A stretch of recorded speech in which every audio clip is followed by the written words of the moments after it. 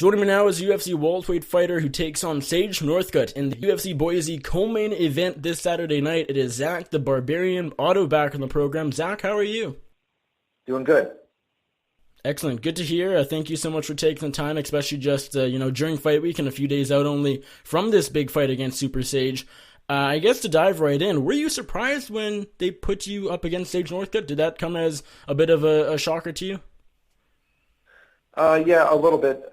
Just mostly for the fact that he was down at 55 fighting for the last couple of times, and I thought he'd probably be staying down there because he was winning down there. But if he wants to come back up to 170, I'll be happy to welcome him. I was pretty pumped to get the fight, but yeah, surprised. He's kind of, I think, been bringing up slow, and I think now it's time for him to get a test.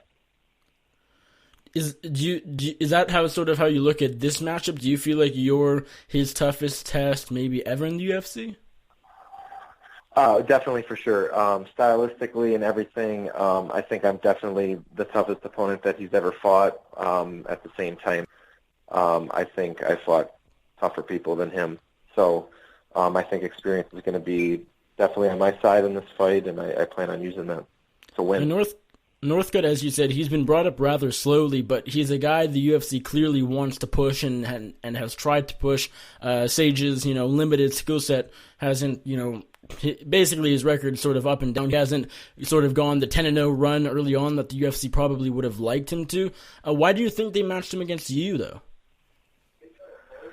I think you can only fight bottom of the roster guys so long. All of his wins have been over people that haven't had that successful UFC career. And, I mean, you can only do that for so long, right? He's on a winning streak. Time to test him. He's been at a good gym. He was hopping around for a while there.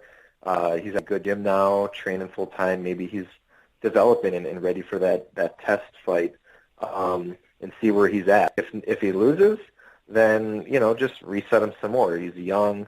He could always go back to 55. It's not really end of the world for him. So he doesn't really have much to lose by coming up and trying to take this fight. But I think it's too much too soon for him.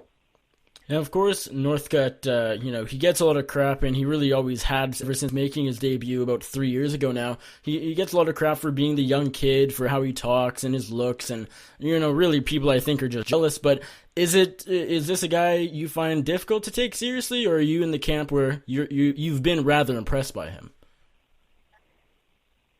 I'm not impressed with his fighting, that's for sure. Yeah, I don't really pay much attention. I heard he can break apples with his bare hands and shit like that. I don't really care. I'm totally indifferent. He's just another guy, but maybe just slightly more ripped than some previous opponents. But as far as skill set wise, he's not on my level. But it hasn't been difficult necessarily to stay motivated for this fight and all that, correct? No, I don't have a problem with motivation. Somebody's waking up every day training to try to hurt you in front of the whole world on a certain date. So I never really got those people that have had a hard time getting motivated for fights. I'm always motivated. I don't care if I like the guy, if I don't like the guy. As soon as that cage door closes, this is my job, and I'm there to take care of business. I'm curious, just because Sage Northcutt is sort of, I guess, the guy people like to talk about when it comes to this matchup, are you getting sick of talking about him, even though the fight hasn't even happened yet? No, this is all part of the game, and as many people tuning in and asking questions and getting excited about the fight, the better.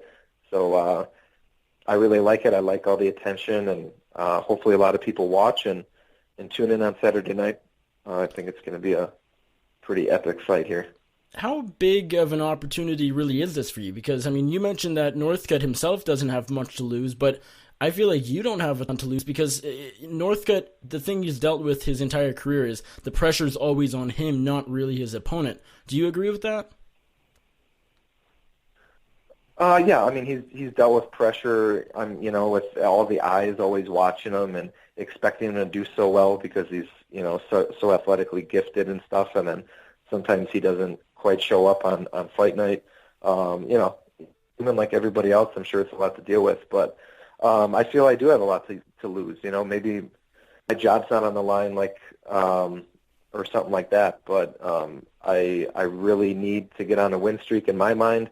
I really care about getting my finishes, and I want to continue that streak going in the UFC. And you know, my goals and my mindset are way higher than where I am right now. So you know, this is a must-win for me to get to where I want to be. Does Northcutt deserve the hype surrounding him? You know, the hype that has surrounded him his entire career. You know, for some reason, people really like following this guy on social media and stuff. And when you have that many followers, then you're going to have a lot of hype behind you. This is a business, so I get it. You know, that's something that he's going to have to deal with. And sure, yeah, of course he deserves it if he can make that many people fans of watching his fights. I'm curious, has your thoughts on Sage as a person, as a fighter, has any of it changed since you matched up against him, or is everything you're saying now basically what you've thought, you know, ever since first seeing him? I really stay. I'm a fan of MMA, you know, so I really I watch everybody. I'm familiar with all the fighters in my weight class. The real majority of people across the board that are signed to the UFC. And I was familiar with them when the call came in, and I'm not one of those guys that goes and like stalks my opponent a whole bunch or anything like that. So I pretty much have the same feelings and thoughts I had since the beginning. How do you match up against him, do you think, stylistically? I think stylistically it's a great matchup. Everybody that knows me knows that this is a great matchup. Anybody that knows and really watches fighting and knows what they're looking at knows that this is a great matchup for me. I like the fight wherever the fight goes. If it's on the feet, if it's grappling, I think the only way that he can win is if he catches me with something. Where does Sage pose the biggest threat to you? Just with his karate background and, you know, some different style kicks or speed coming in and out during a combination. You know, we got the small gloves on. He's got some, you know, pretty powerful quick attacks, and those are all things I just need to be aware of. You're actually the slight underdog in this fight. Now, that might change. We still have a few days, and I know a lot of people like to bet on fights when they get a bit closer to actually happening. But right now, I think you know, people can get you at about plus 110. So it's very close, the lines are. But you're slightly the underdog. I'm sure you don't really care about that type of stuff. But is that surprising to hear? Not surprising, because I know people are just familiar with his name, so when they go to place a bet, they, recognize that name just like they do when they vote. But yeah, hey, it's good for the friends and family that know me, because they know what the outcome's going to be, and they're all betting on me, and I'm sure they're all going to win a lot of money. I was going to ask you about that, so you sort of, followed right up, but have you talked to certain friends and family, teammates, whoever, that have said directly to you? Yeah? Yeah, well, every fight, now that I'm in the UFC and that there's betting odds and stuff, I, of course, have some friends and stuff that love to bet on things, and we'll usually place bets on me when I have a fight coming up. That's awesome. Especially one that I feel this confident about.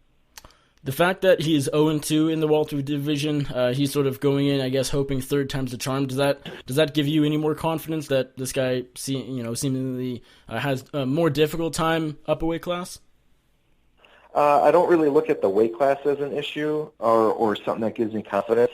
I think this may be actually a more suitable weight class for him. If 55 is really hard for him to make, he does have the frame. He's got the height and stuff and reach for a 170-pounder, and if he's trying to use his, karate-style speed in and out to be the faster guy, maybe 170 will work out better for him as, time comes along. But I look at the fighters that he's fought, and the two times he fought actual UFC caliber level fighters, he lost, and those just happened to be up at 170. The other guys that he fought at 55 and barely got past are all bottom of the roster guys that aren't here anymore. Right. What was your reaction when you guys got bumped to the co-main event? Of course, initially that was supposed to be the Felder-Vic card or fight. Of course, it was Paul Felder that got Vic got pulled from it, and then Felder, of course, fought this past weekend. Now you guys are there. You guys are the second last fight, just to, of course, the main event, JDS and Ivanov. It's a big spot for you. How I guess, does that make the fight feel bigger? Yeah, I was real happy to be on the main card again when that got released. Been on the main card now several times, actually, on the fight night cards that I've been fighting on so far in my career. But then getting bumped up even further, the co-main was even better. Super pumped about it. The more eyes watching and the more people in the seats, the better I perform. You mentioned earlier that you believe you fought better fighters in the UFC, and you believe you've beat better fighters in the UFC than Northcutt. But is this, considering the spot, considering the name you're fighting, is this the biggest fight of your life, the biggest opportunity of your life? Yeah, I think this is definitely the biggest opportunity. Every fight is the toughest, biggest fight of your life, and this one's no different, especially considering we're co-main and a lot of people will be watching. What do you gain from a win over him? Hopefully a lot more money and an opportunity at bigger and better things further this year. I feel like a win and a finish over Sage, I can pretty much reserve my spot for that Milwaukee card that's coming December 15th that I absolutely need to be on. Would that be the plan? Fight Sage, what are we in, July? So then you would want a little time off? Yep, it's pretty much exactly 5 months away. Would there be any chance of taking a fight between, or no? You just rather sit no. out? Okay. No. Yep. Yep. Interesting. Yeah, I guess that's basically it. I guess last thing, how do you think you get the job done here on Saturday? I know it's going to be a finish, and I'm not surprised if it comes somewhere in the first 10 minutes. Awesome, Zach. Thank you so much for the time as always. Before I let you go, remind my audience where they can find you on social media, and anybody you'd like to thank or you have a shout out to, the floor is yours. Everybody, please follow me on social media. I'm on Instagram and Facebook under my name, Zak Ottow. I'm on Twitter at the handle at the Barbarian MMA. And just want to throw a shout out to my team, Purita, BJJ, and MMA in Milwaukee, Wisconsin. All my coaches that helped me get ready for these fights, and my training partners.